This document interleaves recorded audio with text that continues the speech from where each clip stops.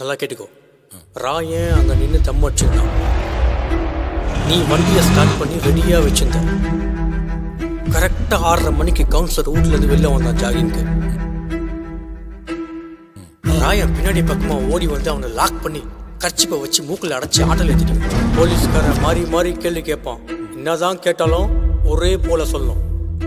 இங்கே தான் சார் வச்சிருந்தேன். அவன் மேலே இருக்கிற கோவத்தில் அப்படி பக்கத்துல கத்தி எடுத்து சக்கு சக்கு சக்கு சக்கு சக்கு குத்தி குத்தி. இது திட்டமிட்ட படுகொலையாக இருப்பதால் இந்த நீதிமன்றம் ஆயுள் தண்டனை விதிக்கிறது. சட்டம் காலங்காலமா நமக்கு சொல்றது ஒண்ணுதான். 1000 குற்றவாளிகள் தப்பிச்சாலும் ஒரு நிரபராதி கூட தண்டிக்கப்படக்கூடாது. எவ்வளோ காலம் கடந்தாலும் எவ்வளோ தூரம் நடந்தாலும் எங்க அப்பாவை எப்படியாச்சும் வெளியே கொண்டு வரணும்.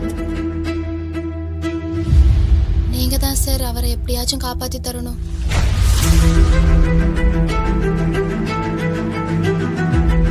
பொண்ணையும் என் பொண்ணையும் காப்பாத்தணுமே செய்யாத கொலைய செஞ்சேன்னு ஒத்துக்கிட்டீங்க.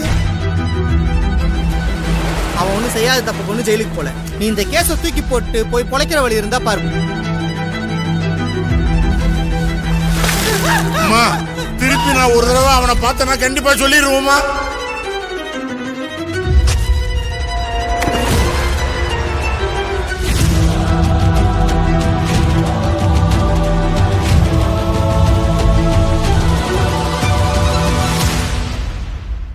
Ray of virtue hidden by darkness will rise yet again.